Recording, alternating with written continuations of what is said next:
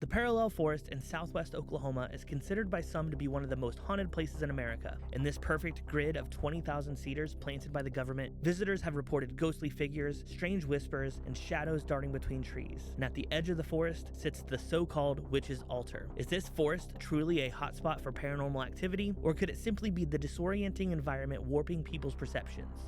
And what really is the purpose of the strange rock formation? To answer these questions, we drove to the Wichita Mountains to investigate ourselves.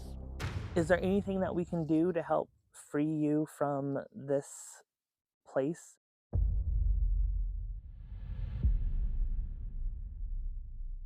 The Parallel Forest is located in the Wichita Mountains Wildlife Refuge in southwest Oklahoma and is an almost perfect grid of 20,000 red cedars planted exactly 6 feet apart. While many online claim the purpose was to prevent erosion during the Dust Bowl, park records indicate that the trees were actually planted a few decades earlier to grow wood for a fence for the refuge, and for whatever reason, it was never harvested. I feel like we should have brought a map. Maybe that'll be part of the fun when we get lost. But even if blocking the high winds wasn't the purpose, the trees do a shockingly good job of it. As soon as you step into the woods, you are met with an eerie stillness. The wind fails to make its way past the trees, and all that remains is the rustling of the canopy. It is this strange environment that makes it ripe for paranormal experiences, and previous visitors have reported many different tales. Stories of spirits of all shapes and sizes roaming the forest are common online, as are reports of unexplainable beasts with red glowing eyes. And as is the case with any creepy forest, there are numerous rumors of witches and satanic cults using the forest for their rituals. Maybe it's the forest. I thought I heard somebody walking with us.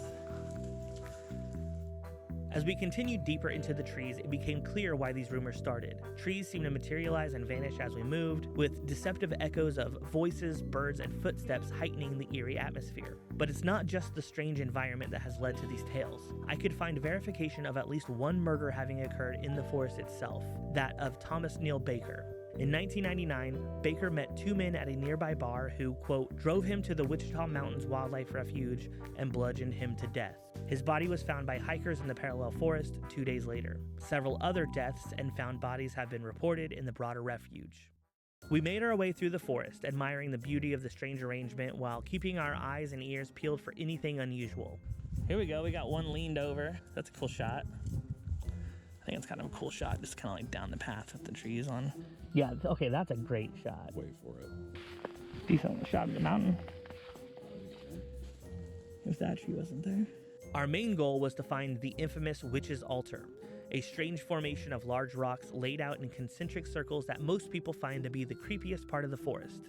It is there that some people believe that witches would come in the past to make sacrifices and perform rituals. As creepy as the tale might be, the reality is that this isn't an altar at all, and it wasn't built by witches or anyone dabbling in the occult. This is a Spanish-style arrastra, an old-school ore grinding machine. In the late 1800s and early 1900s, a miniature gold rush hit the Wichita Mountains, and miners, needing a way to crush ore on site, built these circular stone pits. Another stone would then be placed on top and dragged by horses, crushing the ore into dust. According to a 1972 article by the Lawton Constitution, this specific arrastra was used by a prospector named Dutch Bill and was restored by the Boy Scouts in 1957. Unfortunately for Dutch Bill, there wasn't much gold to be found in the Wichita Mountains. So little, in fact, that many people in the area aren't even aware that there ever was a rush. This may also explain why so few are familiar with this old-school mining technology when they first set their eyes on it. Without the context of history, a new reputation filled visitors' imaginations. Some, such as author Jeff Provine in a recent PBS documentary, link the witchy part of the story to the satanic panic era of the 1980s, a time when people labeled anything remotely strange as evidence of cult activity. And as the story grew, it's not impossible that it really did become a bit of a self-fulfilling prophecy, a destination for bored kids looking to dabble in a little witchcraft. So we set up our equipment to try to contact any potential spirits residing in the forest, or those who may have been summoned to the altar intentionally or unintentionally. Our tools were the same we used during our investigation of the Tulsa Hex House: an EMF detector used to detect any changes in the electromagnetic field, which many ghost hunters believe is a sign of an otherworldly presence, an audio recorder to pick up any potential EVPs, disembodied voices some believe may be detectable by these recorders even when not audible to the human ear, and finally a mag light, twisted just between the on and off positions, which some believe spirits may be able to manipulate, although the lights are known to turn on and off by themselves as the metals heat and cool. All right, we are sitting down now to do the paranormal investigation part of our time here at the Parallel Forest. My name is Dylan. I'm here with my friend Joe. We are here to speak with any spirits of the Parallel Forest. If there is anything here with us at the place that people call the Witch's Altar, can you touch that light and try to turn it off? Or can you touch that green light, try to make it turn red? Or there's also a little recorder right there in front of that stick that you can talk into if you have anything you want to say to us. Is there anything here with us at all?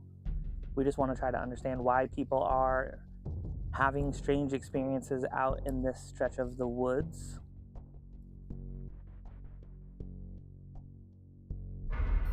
Okay, it turned off, but I don't really know that I would say that was in response to a question. Right? We didn't really give it a yes or no.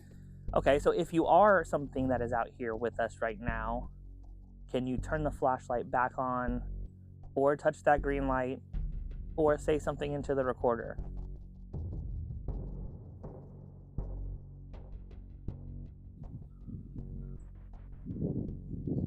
Okay.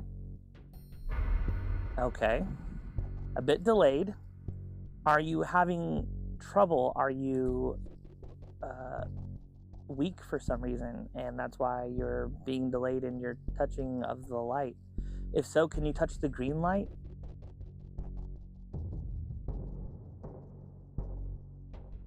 Do you know why there's a bone in the middle of the altar? You do know why there's a bone. Was it part of a ritual? Okay. Was it recent? Was it in the last couple of days that they came out to do this ritual? Do you not know why they did the ritual? Or were you affected by the ritual? Joe, I think it likes you. Apparently. I think it's answering you. Okay then. Were you here before the bone, and the bone has somehow given you more power to speak with us? Well.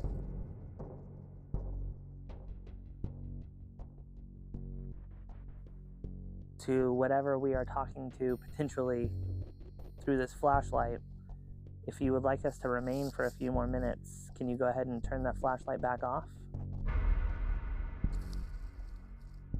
Well, all right. I mean, is there anything that we can do to help free you from this place so that you can... It's kind of a creepy response, I'm not gonna lie. do you want to be here?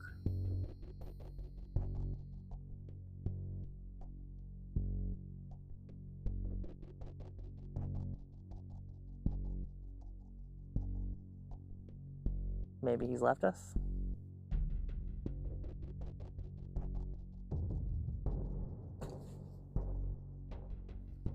Okay. Our camera over here with the FLIR just fell over. I don't know if... Here, can you ask the flashlight if it pushed it over? Mr. Flashlight? It just turned off. It just turned off? It just turned off as you said that.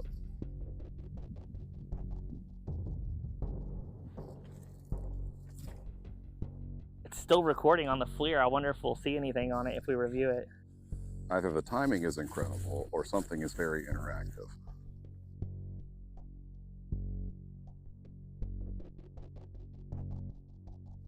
Were you brought to this location by somebody performing some sort of ritual at what we call the Witch's Altar? If so, can you turn off that light or touch the green light?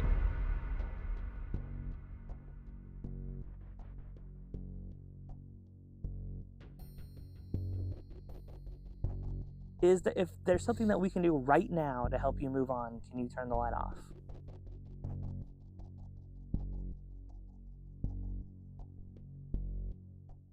parallel forest rests in an area somewhere between beautiful and disorienting. And while we may not have seen any shadows or heard any strange voices, some of the responses during our investigation at the so-called witch's altar were interesting. But without any corroborating evidence on the other devices, it's hard to say they were the result of anything other than the heating and cooling of the metals in the flashlight. As for the falling FLIR, I'll have to chalk that one up to increased winds and poor placement. But that doesn't change the fact that, while walking through the parallel forest, you can't help but feel like eyes are always on you. And if you ever venture out here, after passing the rock formation some claim is a witch's altar, keep close watch for those shifting shadows between the trees. If the legends are right, they may not be another hiker after all.